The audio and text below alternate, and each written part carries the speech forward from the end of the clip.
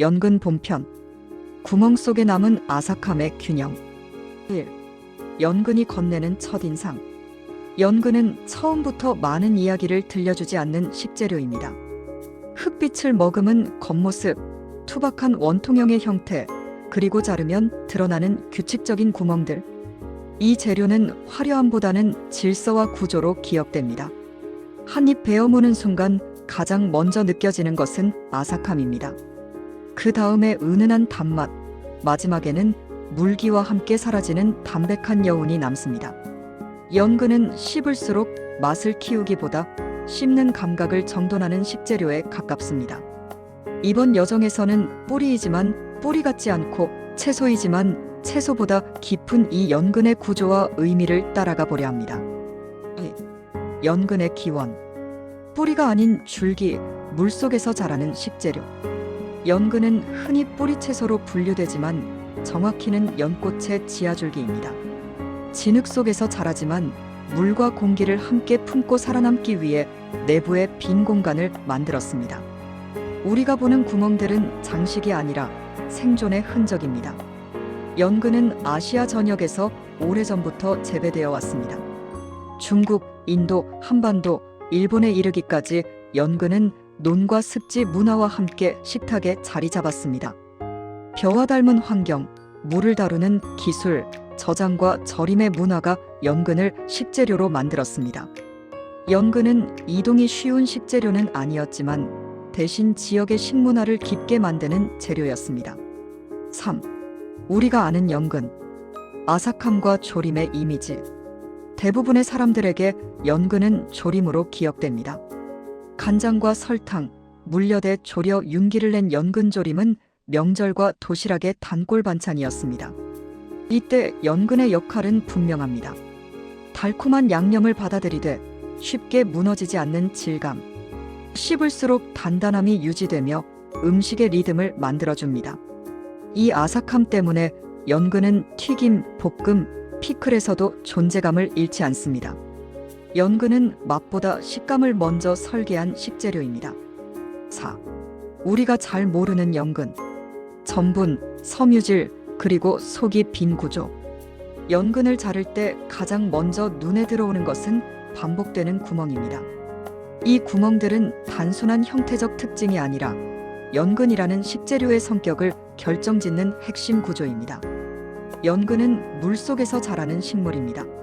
산소가 부족한 환경에서 살아남기 위해 내부에 공기 통로를 만들었고 이 구조는 식재료가 된 이후에도 그대로 남았습니다. 그래서 연근은 단단하지만 무겁지 않고 전분이 많지만 답답하지 않은 질감을 가집니다.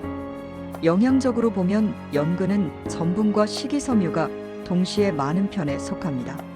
하지만 이 전분은 감자나 고구마처럼 밀도가 높은 형태가 아니라 섬유질 사이에 분산된 구조로 존재합니다. 그 결과 연근은 씹는 동안 포만감을 주면서도 식후에 더부룩함이나 무거운 잔여감을 남기지 않습니다. 이 점에서 연근은 배를 채우는 식재료라기보다 속도를 조절하는 식재료에 가깝습니다. 식사를 빠르게 밀어올리지 않고 천천히 정리해주는 역할을 합니다. 연근에 포함된 점액질 성분 역시 중요한 부분입니다. 이 성분은 열을 가해도 비교적 안정적으로 남아 위벽을 보호하고 음식이 지나가는 길을 부드럽게 만드는 데 기여합니다. 그래서 동아시아 식문화에서는 연근이 오래전부터 속을 다스리는 재료, 몸을 차분하게 만드는 음식으로 인식되어 왔습니다. 또 하나 주목할 점은 지방과의 관계입니다. 연근은 기름을 흡수하되 과하게 머금지 않습니다. 내부에 빈 공간이 많아 튀기거나 볶을 때도 기름이 고이지 않고 빠져나갈 길을 남겨둡니다. 그래서 연근 튀김은 바삭하지만 느끼함이 오래 남지 않고 볶음에서도 재료의 무게를 키우지 않습니다. 이 모든 특성은 연근이 강한 맛을 내는 슈퍼푸드가 아니라 몸의 리듬을 안정시키는 구조형 슈퍼푸드라는 사실을 보여줍니다. 연근은 눈에 띄는 수치나 즉각적인 효과로 말하지 않습니다. 그 대신 매일의 식사 속에서 속도를 낮추고 균형을 잡아주는 방식으로 작동합니다. 그래서 연근은 조용하지만 오래 쓰이는 식재료이며 유행을 타지 않지만 시대가 바뀌어도 사라지지 않는 이유를 가진 재료입니다. 5. 연근의 상태별 성격. 생, 데침, 조림의 차이. 연근은 조리 방식에 따라 전혀 다른 인상을 줍니다. 생연근은 매우 아삭하고 수분감이 강합니다. 샐러드나 얇은 슬라이스로 사용하면 채소의 선명함을 강조합니다. 데친 연근은 아삭함이 부드러워지며 단맛이 살아납니다. 나물이나 무침에 적합합니다. 조린 연근은 질감이 단단하게 유지되면서도 양념을 품습니다. 저장성과 상징성이 강해집니다. 연근은 완전히 부드러워지는 식재료가 아닙니다. 어디까지나 형태를 유지한 채 변화하는 재료입니다. 6. 슈퍼푸드 맥락에서 본 연근. 화려하지 않은 기능성. 요즘 슈퍼푸드라는 말은 대개 빠른 효과를 전제로 합니다. 항산화 수치, 특정 성분의 함량, 단기간에 체감되는 변화, 강한 색, 강한 향, 강한 메시지가 함께 따라옵니다. 연근은 이 흐름에서 거의 언급되지 않는 재료입니다. 색도 옅고 향도 약하며 먹고 나서 몸이 달라졌다는 즉각적인 신호를 주지 않습니다. 그래서 슈퍼푸드라는 단어와는 어울리지 않아 보입니다. 하지만 연근을 조금 다른 기준으로 보면 이야기는 달라집니다. 연근은 혈당을 급격히 밀어올리지 않는 전분 구조를 가지고 있습니다. 전분이 있지만 섬유질 사이에 분산되어 있어 소화 속도가 완만합니다. 이 때문에 연근은 식사량을 늘리지 않으면서도 포만감을 유지하는 데 도움을 줍니다. 단기간의 자극이 아니라 식사의 흐름을 안정시키는 역할입니다.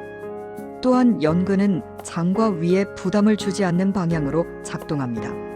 자극적인 향신료나 산성식품과 달리 연근은 위 점막을 덮고 지나가며 음식을 정리합니다. 그래서 전통적으로 연근은 몸을 보강한다기보다는 과한 것을 가라앉히는 재료로 사용되어 왔습니다. 이 점에서 연근은 기능성 식품이라기보다 생활 기반형 슈퍼푸드에 가깝습니다. 매일 먹어도 문제가 없고 오히려 자주 먹을수록 몸이 익숙해지는 재료. 특별한 상황이 아니라 평소의 식사에서 제 역할을 하는 쪽입니다. 최근의 건강 트렌드가 과잉된 영양을 줄이고 기분을 안정시키는 방향으로 이동하고 있다는 점에서 연근의 위치는 다시 보이기 시작합니다. 고단백 고지방 식단, 초가공 식품 위주의 식생활 속에서 연근은 속도를 낮추고 균형을 되돌리는 재료로 기능합니다. 연근은 숫자로 설득하지 않습니다. 대신 지속성으로 증명되는 슈퍼푸드입니다. 그래서 연근은 유행하지 않지만 사라지지 않고 트렌드에 오르지 않지만 늘 식탁 어딘가에 남아 있습니다. 연근이 슈퍼푸드라면 그 이유는 강해서가 아니라 매일 버텨주기 때문입니다. 7. 사회적 이슈 속의 연근. 흙, 물, 그리고 재배 환경. 연근은 환경의 영향을 매우 직접적으로 받는 식재료입니다. 겉으로는 단단해 보이지만 실제로는 물의 질과 수위, 토양 상태에 따라 품질 차이가 크게 벌어집니다. 그래서 연근은 기후변화가 식탁에 어떤 방식으로 반영되는지를 가장 솔직하게 보여주는 재료 중 하나입니다. 최근 몇 년간 반복되는 가뭄과 국지성 폭우는 연근 재배 환경을 크게 흔들고 있습니다. 연근은 물이 없으면 자라지 못하고 물이 지나치게 많아도 썩기 쉽습니다.